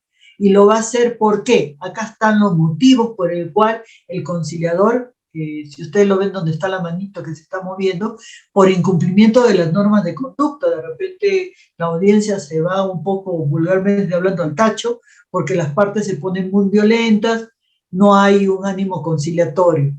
El acuerdo de las partes no es el más legal posible, ¿no? El caso fortuito o fuerza mayor, algo sucedió ahí que ¡pum!, se truncó. Y decisión motivada del conciliador, algo que el conciliador considera que no está funcionando bien en la audiencia, puede suspender y decir, hasta aquí nomás, pasaremos a un proceso judicial, ya ustedes tienen abierta la posibilidad, porque por conciliación no se va a llegar o arribar a ningún acuerdo. Después tienen el acta de conciliación de audiencia de conciliación por decisión motivada. Esto lo hace, si se dan cuenta, tienen los mismos condicionantes, pero aunque están aquí las partes, generalmente las partes no van a firmar esto. Se los digo, lo han puesto acá como firma, pero el que va a firmar va a ser el defensor. ¿Por qué es decisión motivada? La decisión motivada no es de las partes. La decisión motivada es o del padre o de la madre en este caso, ¿no? Y en la conciliación por decisión motivada, el único que hace decisión motivada es el conciliador, nada más. Por lo tanto, estas situaciones lo van a generar las partes. Y acá cuando ponen firma, DNI, no van a firmar. Más que seguro que no lo van a hacer. El defensor sí, porque es una decisión motivada. Acta de compromiso es otra forma de acta. Les mencionaba en la diapositiva que hay dos tipos de acta, ¿no? El acta de conciliación y el acta de compromiso. El acta de compromiso habla sobre el reconocimiento voluntario de hijo extramatrimonial o normas de comportamiento dentro del ámbito familiar. Entonces, este es el acta de compromiso. No, esta no tiene valor ejecutivo, por lo tanto, tiene valor de mera prueba. Se transcribe el caso, a qué compromiso se arriban, y siempre el seguimiento, que es la característica que tienen las actas en las defensorías, ¿no? El seguimiento. el acompañamiento al cumplimiento de los acuerdos. Están las firmas de las partes y están las firmas. Acá no hay firma de abogado porque, como les digo, esto no tiene valor de título ejecutivo.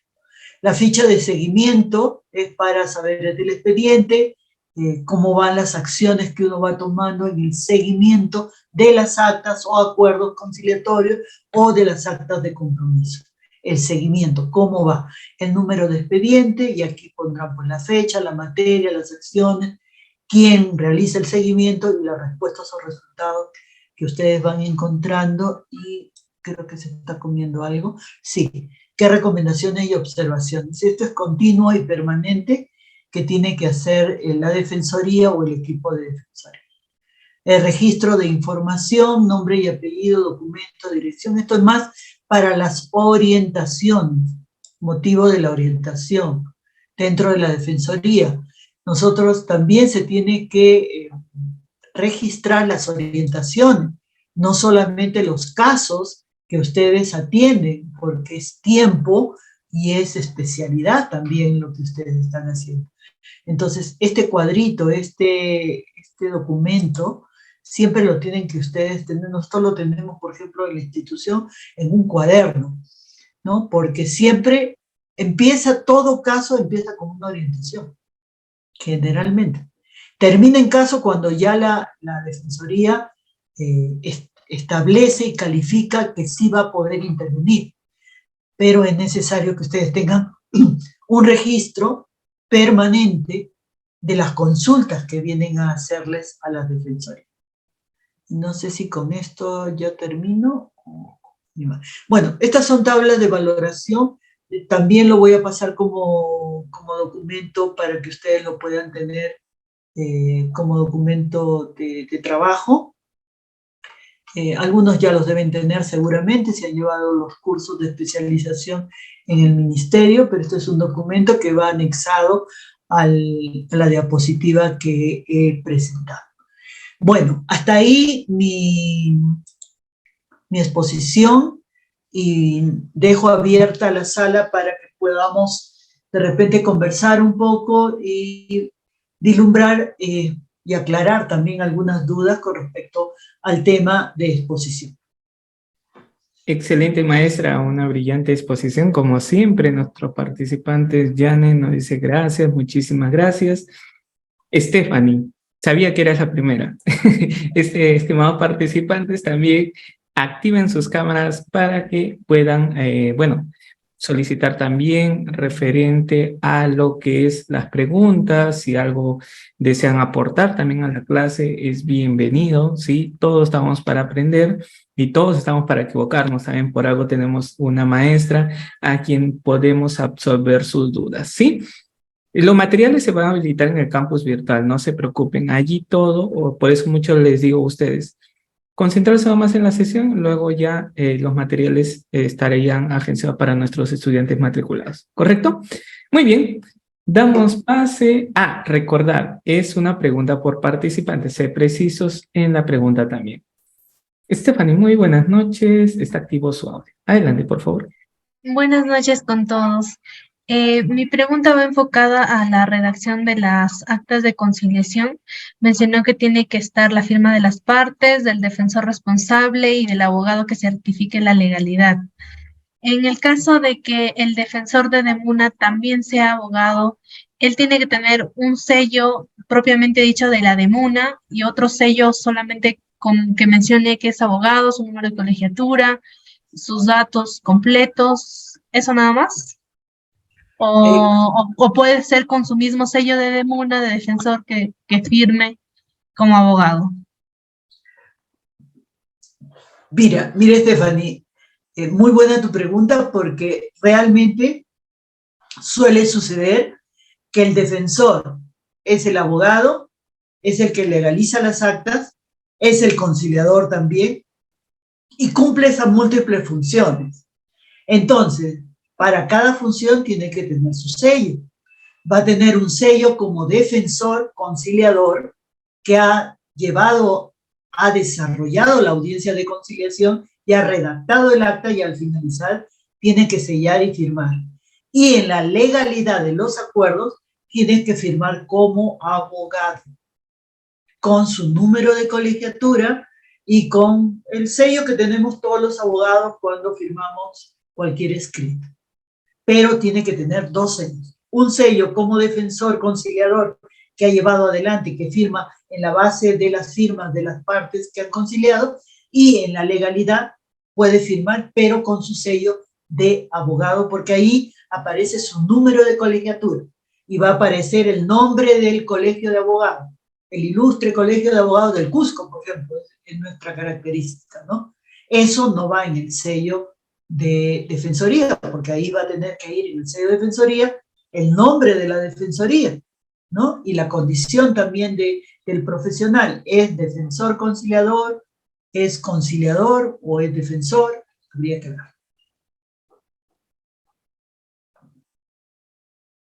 Excelente, maestra. Damos pase a Marlene Vargas. Muy buenas noches. Adelante. Está activo su audio. Bienvenida. Buenas noches, doctora. Mi consulta básicamente es respecto al acta de compromiso. El acta de compromiso se puede celebrar, la puede solicitar el abuelo invitando a su hija, tiene una hija alcohólica, y dejen abandono constantemente a sus niños, ¿no? Por días. Entonces, consultó, él quiere hacer para hacer un compromiso, ya él no quiere demandarlo ni nada, porque es su papá, ¿no? Entonces, el acta de compromiso, él me dice, o sea, él y la señora, su esposa, tienen prácticamente a cargo a los niños, pero ella desaparece por días, aunque ella después se arrepiente, viene, le ruega, le suplica, ¿no? Que ahora sí ya va a dejar. Él quiere celebrar un documento, me dice, para que mi hija se sienta que si hace algo le va a tener una consecuencia, ¿no? No la quiere demandar, sino quiere como ponerle un documento que la tenga ordenada, no se siga desapareciendo y dejando en abandono, porque tiene niños consecutivos de 2 años, 5 y 7 años. El pequeñito es el que sufre. Entonces, ese compromiso, bueno, se le asesoró y se le dijo que podía, pues, poner la denuncia ante la Fiscalía de Familia, ¿no? En caso ella no vuelve por varios días, ¿no? Pero él dice, no, yo no le quiero hacer daño a mi hijo, quiero un acto que él la comprometa. ¿El acto de compromiso podría funcionar en ese caso, doctora? Y en caso, ¿cómo sería su ejecución? A ver, Marlene, así como me has presentado el caso, el señor, lógicamente como padre, siempre te va a decir, y he escuchado una expresión, yo no le quiero hacer daño a mi hija. Es que no le va a hacer daño a su hija, ¿no? Sabemos, todos los que estamos presentes, que el alcoholismo es realmente muy difícil de curar, por no decir imposible. Lo sabemos. Y que si no lleva un tratamiento o un acompañamiento para procurar revertir los efectos del alcoholismo, esto va creciendo. Esos niños se van a encontrar siempre en situaciones de desprotección. Y siempre los abuelos van a tener que estar recurriendo a reclamarle a su hija que por qué no cuidan a sus nietos. Entiendo el afecto del padre hacia su hija, así sea alcohólica. Entiendo también que de alguna manera la situación que está viviendo es como vamos a asustarla a ella con un acta de conciliación de la Defensoría. Vamos a asustarla.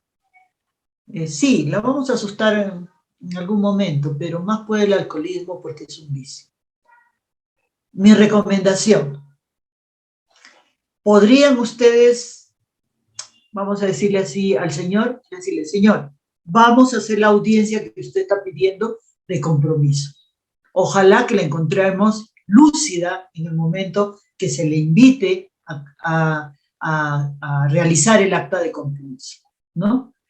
Y ojalá que no se cree, o sea, nosotros que estamos ahorita en la sala vamos a decir, no lo va a cumplir. Pero vamos a hacer el intento, no solo por asustar. Y complacer también al señor, que supongo es un señor mayor de edad, que está preocupado por sus nietos y preocupado por su hija. Me preguntas el valor que tiene el acta. Imaginémonos que ya lo hicimos. Sí, de mera prueba. O sea, es una prueba que la señora reconoce la adicción que tiene. Reconoce en esa acta que realmente dejen abandono, porque hay que narrar los hechos. Ustedes han visto el modelo. Hay que narrar los hechos. En tantas circunstancias ha dejado a los niños en desprotección. Va a narrar todo. Esa acta al señor le va a servir para demostrarle a la autoridad que su hija no está en capacidad de poder proteger a sus hijos, acompañarlos en su proceso de crecimiento, educación, en su entorno afectivo, no está en capacidad. Y que son ellos de repente, los abuelos, los que en este caso Fiscalía, Juzgado, les deberían otorgar provisionalmente la custodia de esos menores. No la tenencia, porque saben que la tenencia solamente es entre el padre y la madre.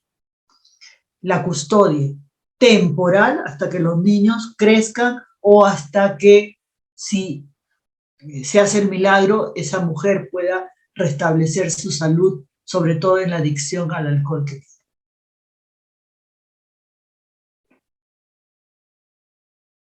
Excelente, doctora. Estimado participante, tenemos a Lenovo, pero si puede cambiar su nombre sería perfecto para saber quién está en la pantalla. Puede cambiar su nombre a través del Zoom. Sara, estimada Sara, buenas noches. Está activo su audio. Adelante, por favor. Buenas noches, doctora. Buenas noches.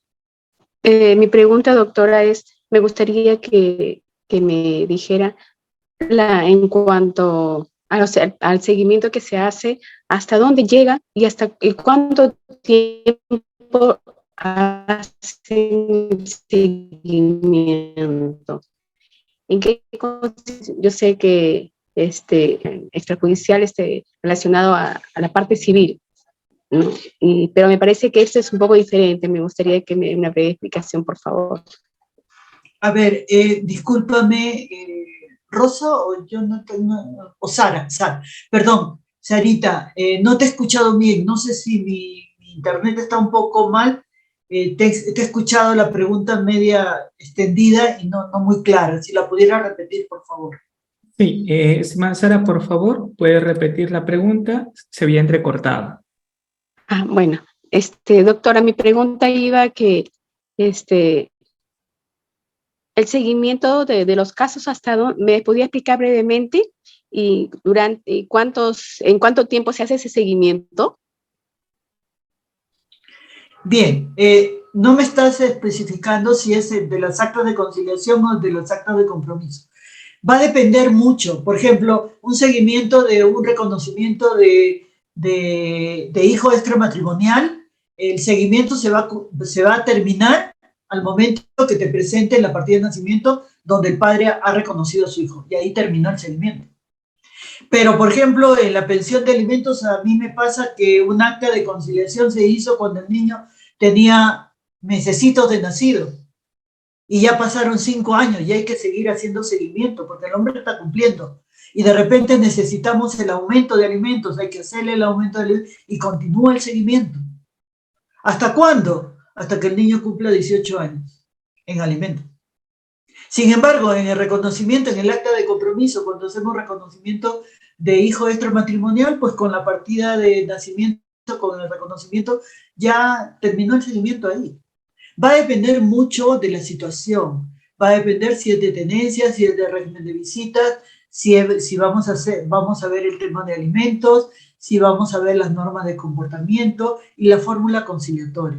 Y sobre todo, quien nos tiene que ayudar ahí es la parte contraria, o sea, la parte más afectada, que nos venga y nos diga los acuerdos no se están cumpliendo o sí se están cumpliendo.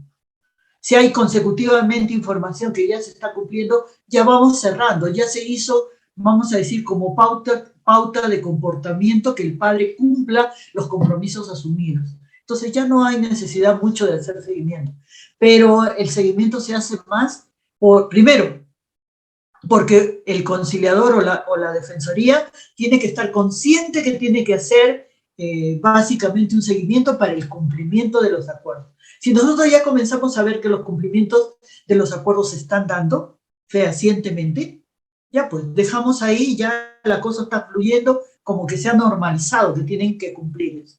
Pero hay casos que no, pues hay que estar empujando, como quien dice el caso. Eso va a depender de las circunstancias y de cómo hemos formulado el seguimiento para las dos modalidades de actas que tenemos.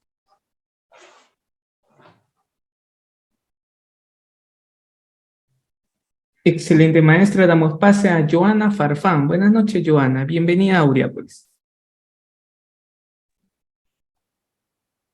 Buenas noches, doctora. Doctora, mi consulta es la siguiente. En caso de que el defensor sea abogado y, bueno, realice la conciliación, este también puede firmar dando la legalidad a la misma acta de conciliación. ¿No sería juez y parte? ¿Podría hacer eso? No, miren, en algún momento recuerdo que en el tema más bien judicializar el acta, pero como mera prueba, sí había problemas en que era juez y parte. Pero al momento de hacer el acta de conciliación con título ejecutivo, no hay ningún problema. Ahí actúa primero como defensor y después actúa como abogado.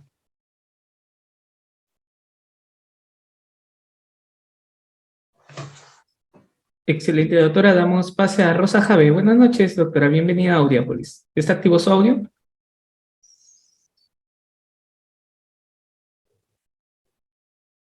Uy, tiene problemas de su audio la doctora Rosa Jave. Si lo puede verificar nuevamente, por favor. Damos pase a John. John, buenas noches. Adelante, por favor.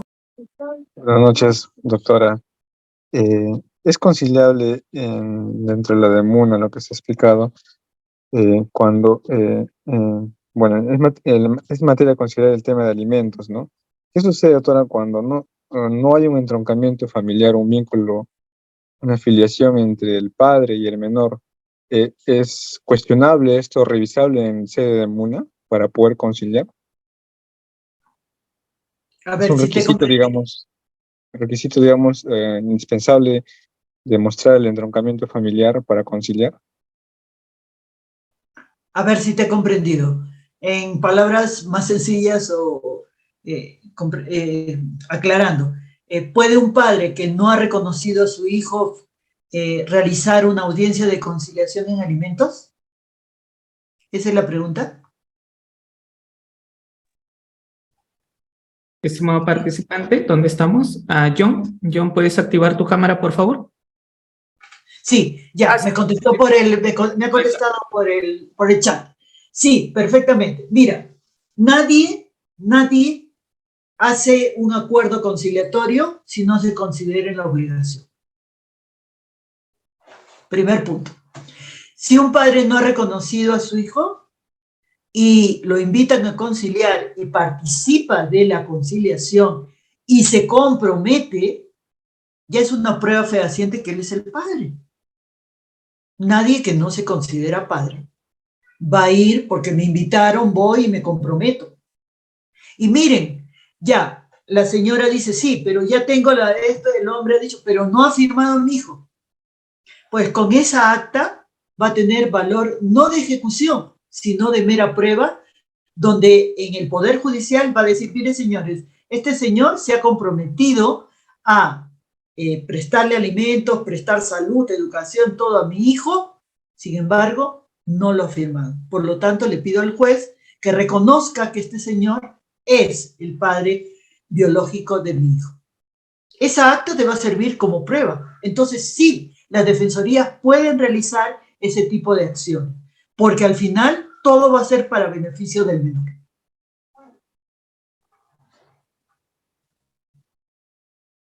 Excelente, doctora. Estimado Lenovo 3.0, que por favor puede cambiar su nombre, ¿sí? Porque no sabemos con quién van a interactuar nuestra docente. Damos pase a Stephanie. Miguel, por favor, Miguel Ángel, si puedes activar tu cámara sería excelente también para efectos de darte paz. Ahora sí, Miguel Ángel, está activo su audio. Bienvenido. ¿Puede activar su audio? Listo. Sí. ¿Cómo está? Qué gusto saludarlo. Buenas noches, doctora, buenas noches con todos. Mi interrogante es en cuestiones a que el defensor tiene, si es necesario algún vínculo laboral Por ejemplo, locación de servicio, si tiene un vínculo laboral de locación de servicio, ¿puede firmar el acta de conciliación o necesariamente se necesita un vínculo laboral del defensor para poder firmar el acta de conciliación? Mi primer interrogante. Y la segunda es que tengo, si firma a una madre una acta de conciliación mediante el juzgado de paz no letrado, ¿se puede validar en la DEMUNA esa conciliación o no se valida? A tu primera pregunta con respecto a que a ver, se me fue la pregunta. Era con respecto a al vínculo laboral del defensor. El vínculo está establecido por la persona, puede ser contratado como puede ser una persona nombrada. Lo que sí es que esté vigente, ¿no? Su registro como conciliador, su registro como defensor y su registro como profesional al final, si es abogado, psicólogo, dependiendo del caso. Los vínculos que pueden tener, ya sea por locación de servicio, por CAS o por por nombramiento, eso no tiene nada que ver con la actuación que puede tener en la Defensoría. Y el segundo punto que me hablabas era sobre, si me ayudas, por favor. Estimada doctora, solamente era una pregunta por estudiante. Ya. ¿Sí? Perdón. Damos pase a ver, voy a cambiar su nombre a Lenovo, porque sale con Lenovo. Luis Alberto Lagos, buenas noches, bienvenido a Oriápolis, está activo su audio. Adelante.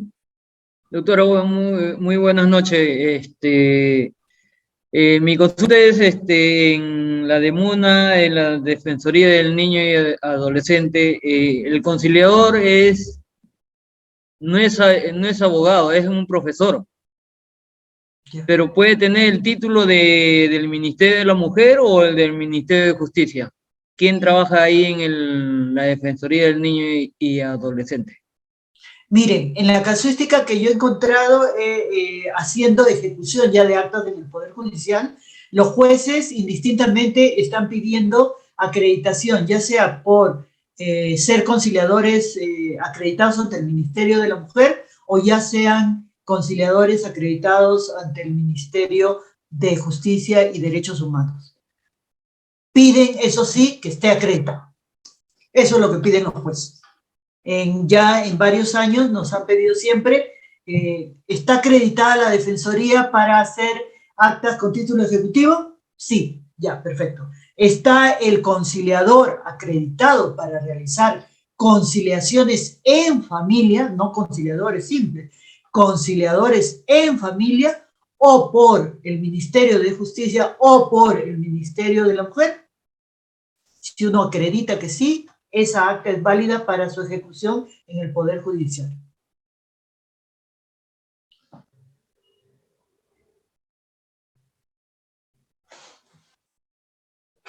Excelente, doctora. Estimados participantes, como se hizo mención desde el inicio, tienen que levantar su manito y activar su cámara. Si no, no se puede dar pase al audio, ¿sí? Stephanie Vázquez, buenas noches. Nuevamente, adelante, por favor. Sí, doctora. En cuanto al formato de recepción de casos, hay un acápite en donde se debe señalar las materias. Supongamos que viene una señora solicitando una audiencia para alimentos, ya, pero de la conversación que se mantiene con ella, noto de que el niño no tiene un seguro de salud, ni tampoco tiene tramitado su DNI, ¿no? La señora vino por el tema de alimentos, pero yo percibo que hay otras materias en relación que también, otros derechos, mejor dicho, que están siendo afectados, ¿no? Como es el derecho a la salud y el derecho a la identidad. En materias, ¿qué colocaría? Las tres materias, lo único que ahí vas a indicar las prioridades. Si va a pedir alimentos, lo primero que tienes que tramitar es el derecho a la identidad, ¿no? La partida de nacimiento y luego el DNI. Y dependiendo si es un tema de salud grave, pues con el DNI vas a poder actuar el tema de salud. Con tus aliados estratégicos en el Ministerio de Salud vas a poder atender y seguramente a la par vas a llamar al padre de familia para poder hacer la audiencia de conciliación. Las materias están puestas ahí, no puedes abrir expedientes por cada uno de los temas que has ido descubriendo. Abres expediente siempre y cuando dentro de un año regrese la señora y te diga, no sé, pues mi hijo está con un problema de salud, tienes que abrir, no vas a retroceder en el tiempo para colocar en el expediente de hace un año atrás que también tenía algo de salud. No, le abras otro expediente. Excelente. Listo. Estimados participantes, ¿alguna pregunta adicional tendrían? Sí, recordar que tienen que activar su cámara. ¿Cómo estás, estimado Nelson? Gustavo, bienvenido a Uriápolis. Está activo su audio. ¿Sí? Doctora, buenas noches. Doctora, la consulta básicamente es sobre la solicitud para la conciliación. ¿La DEMUNA puede negar una solicitud para realizar una conciliación cuando ya existe una demanda en curso de alimentos? Lo que la ley establece es que no haya una sentencia. Puede estar presentada la demanda y al mismo tiempo haber pedido una audiencia de conciliación. Escúchame bien, Nelson, lo que te voy a indicar. Presenta la demanda y las partes, porque así sucede, dice, oye, mejor para hacerlo más rápido y no gastar en abogados, vámonos a la demanda, ¿no? Y ahí vamos a hacer nuestra acta y con eso terminamos todo. Sí, se termina todo en la parte extrajudicial, pero el abogado que ha estado acompañando les debería aconsejar y decir, sí, vayan a la demanda, me traen el acta y la validamos en el juzgado. Ya no va a haber audiencia en el juzgado. El juez lo que va a decir es, esta acta es válida en este proceso judicial. Se va a validar el acta y entra como proceso judicial. ¿Ya? Pero lo que sí no se puede hacer es que teniendo una sentencia de alimentos, hagamos una conciliación posterior a la sentencia. Eso sí que no. Eso sí está prohibido para la Defensoría. Excelente, doctora. Muchísimas gracias. ¿Alguna pregunta adicional? Pueden levantar su manito y lo que es cámaras. Estimado Eduardo, con usted culminamos. Bienvenido a Uriápolis. Buenas noches, doctora. Mi consulta es la siguiente. Supongamos que, bueno, lo que ha sucedido, ¿no? En la demanda en la que laboro. Ingresa una menor de edad de 15 años y solicita un acto conciliatorio respecto del régimen de visitas, tenencia y alimentos de su hijo. Resulta que el padre es una persona mayor de edad, de 25 años de edad, y mi pregunta que había era, bueno, ¿se puede conciliar teniendo en cuenta de que la persona, ¿no?, que es padre de la criatura es mayor de edad y la menor de edad, que es madre de la criatura, puede conciliar siendo menor de edad, o aplicamos lo que dice el Código Civil, ¿no?, que después de los 14 años, cuando ya es madre, entonces ya es una persona capaz para decidir, ¿no? Esa era mi consulta. Y mi segunda consulta es, ¿deberíamos comunicar a la autoridad competente esto de la diferencia de edad? Estimado Eduardo, es una pregunta, ¿sí? Para ser equitativos con todos los participantes. Doctora Carmen, adelante, por favor, con la primera pregunta. Mire, hay que respetar lo que dice el código. Y el código del niño o adolescente también lo menciona. Esa señorita de 14 años ya tiene, bueno, 15 creo que me indicó, ya está en posibilidad primero de solicitar una audiencia de conciliación porque tiene un hijo, tiene posibilidad hasta de ingresar en un proceso judicial, porque así lo establece la ley. Pero lo único que sí siempre recomiendo es que haya una persona cercana a ella acompañándola. Por una cuestión de estrategia, no es una obligación legal, pero es una cuestión de estrategia, ¿no? Puede ser la madre de la señorita de 14 años, de 15 años, puede ser la tía, puede ser la abuelita, puede ser un familiar cercano que ella se sienta apoyada, respaldada, ¿ya? Porque de alguna manera el conciliador va a generar equilibrio de poder. ¿Se acuerda que lo mencioné al momento de la exposición, que tenía que haber equilibrio de poder y el conciliador lo tenía que ver. Si es un hombre de 30 años, por ejemplo, el padre de su hijo, y la niña tiene 15 años, equilibrio de poder no lo vamos a encontrar ahí. La niña se va a sentir, como quien dice, apabullada, ¿no? Y si el hombre es un poco prepotente, más. Y el conciliador, ¿cómo equipara eso? Trayendo o invitando a una persona que la acompañe, no que participe directamente, sino que la acompañe. No va a firmar el acta, simplemente que la niña se sienta apoyada, respaldada por alguien de su entorno familiar para el empoderamiento al momento de tomar decisiones y aceptar también compromisos que pueda hacerle el padre de su hijo.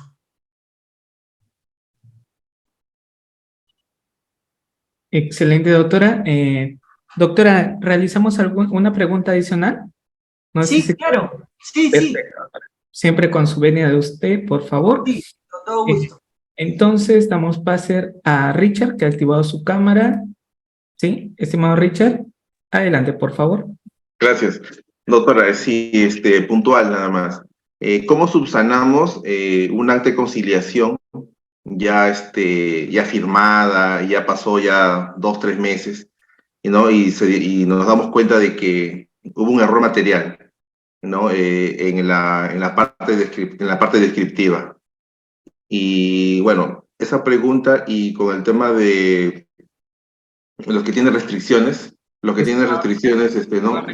¿Cómo se podría, si podrían hacer o no lamentablemente, estimado Richard, es una pregunta, ¿sí? Para ser equitativos con todos. Doctora Carmen, adelante con la primera. Miren, cuando hay errores y ha sido descubierto por las partes, qué bueno que lo descubran las partes, porque a veces las partes guardan sus actas y hasta las pierden a veces, ¿no? Pero si tenemos la buena suerte que quien descubre el error son las partes, en ese momento que llegan las partes a decir, señor conciliador, se ha equivocado en esto, ustedes como conciliadores tienen que mencionar en ese momento, bueno, vamos a corregirla. Y hacen nuevamente el acta, desechan las actas que están mal escritas y vuelven a hacer una como si hubiera sido en el día y en la hora que se llevó a cabo la audiencia de conciliación. ¿Qué sucede si es usted, como conciliador, el único que se entera de que ha habido un error?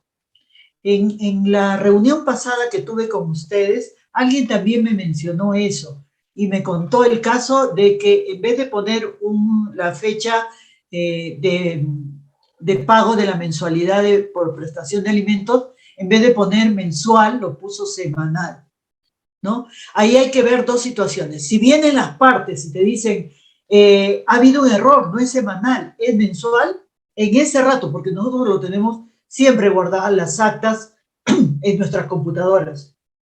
Se corrige, se imprime, se desechan las actas que se han hecho, que están mal, y se vuelve a hacer el acta, se firma con el día, la hora, los participantes, todo con la fecha anterior.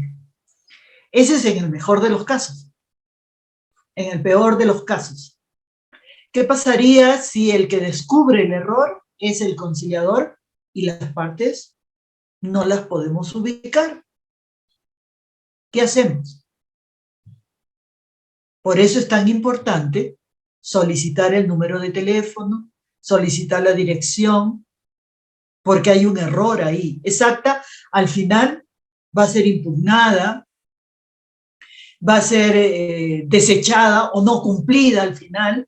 Nadie la va a cumplir, porque en realidad ahí decía semanal, cuando el obligado quiere mensual y se va a resistir. ¿Y quién va a ser el afectado? El menor. Entonces el conciliador ahí tiene que llamar a la persona y decir, vengan, vamos a tratar de recuperar que esta acta sea efectiva. Y ojalá pues que el padre sea consciente, porque generalmente el obligado es el que se rehúsa, en cierta manera, a volver a firmar un acta. Pero de hecho que va a haber problemas en realidad para poder corregir esa acta. Excelente, doctora, siendo las 10 de la noche, cumpliendo las 2 horas, pero nos solicitaba, por favor, nos rogaba, y sí, se va a hacer realidad. Rosario, ahora sí te voy a dar paz al audio contigo ya cerramos, ¿sí? ¿Está bien, Rosario? Una pregunta, por favor. Adelante. Buenas noches, doctora. Quisiera, mire, hay una acta de conciliación ya realizada más o menos en el 2011, pero de la cual solamente se realiza el pago de más de la mitad, un 60% de ella en efectivo, pero el otro 40% lo hace en pago de colegios, lo cual en el acta configuraba como que el pago del colegio iba a ser aparte, porque así figura en la conciliación.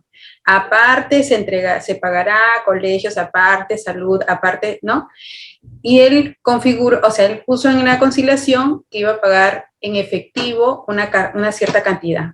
Pero como le digo, no paga la cantidad que estipuló en la conciliación, sino solamente el 60%. Al pagar el colegio y no hacerse cargo de las otras cosas que había puesto en la conciliación que iba a realizar, solamente pagando el colegio como que completa la diferencia del efectivo que no está pagando. En ese caso, ¿qué se podría hacer? Porque es una conciliación, no se ha ejecutado la conciliación, pero es una conciliación que es válida, ¿no? En ese caso, ¿cómo se podía proceder? ¿Se puede proceder, es adecuado en ejecutarla o simplemente no se debería ejecutar? Miren, ahí claramente se puede apreciar cuando no hay una buena redacción de acta. Por un lado, había una pensión de alimentos líquida en dinero, y por otra parte, era la pensión de alimentos, perdón, el pago mensual de educación, por educación. El conciliador lo primero que debió hacer ahí es traer una proforma del gasto o del pago que se hacía por colegio y sacar cuánto, porque los 12 meses del año no se paga colegio. Se paga, creo que 9 meses, 10 meses, en el mejor de los casos, pero hay 2 meses que no se paga. Todos esos detalles debieron tomarse en cuenta al momento de la redacción del acta. Por eso viene el problema y el obligado se salta todas esas circunstancias porque hay vacíos dentro de la redacción del acta o de los compromisos que se han asumido. No ha habido una buena, vamos a decir, disgregar, ¿no? Cómo iba a ser esta prestación de alimentos que estaba siendo con componentes, pero cada componente tenía que decirlo. El 60%, por ejemplo, de la pensión de alimentos que va a otorgar, esta va a ser depositada el primer día de cada mes en el banco tal, en la cuenta tal, a nombre de la señora tal, y que va a servir para la prestación alimentaria, de vivienda y de salud. Complementariamente, pagará también la mensualidad, la matrícula, la mensualidad, las apafas, los aportes, no sé, se paga un montón de cosas. Detallar del colegio qué cosa va a pagar, las faenas, los aportes, las rifas, si es que hay. La madre tenía que haber proporcionado todo eso al conciliador y el conciliador redactar en base a eso todo ese aporte económico, pero que es a nivel educativo. Ahora, por criterio, educación no es todo el año. Son 10 meses, son 9 meses, dependiendo en qué colegio esté, dependiendo del estatus también que tenga, vamos a ver cuánto es lo que se proporciona por educación. Pero ahí el detalle de la redacción de los acuerdos debió ser fundamental para que ahora no haya el problema de que el obligado, como quien dice, esté aprovechando esos grandes vacíos que se dejaron en especificar cómo iba a ser la prestación alimentaria, ¿no? En general.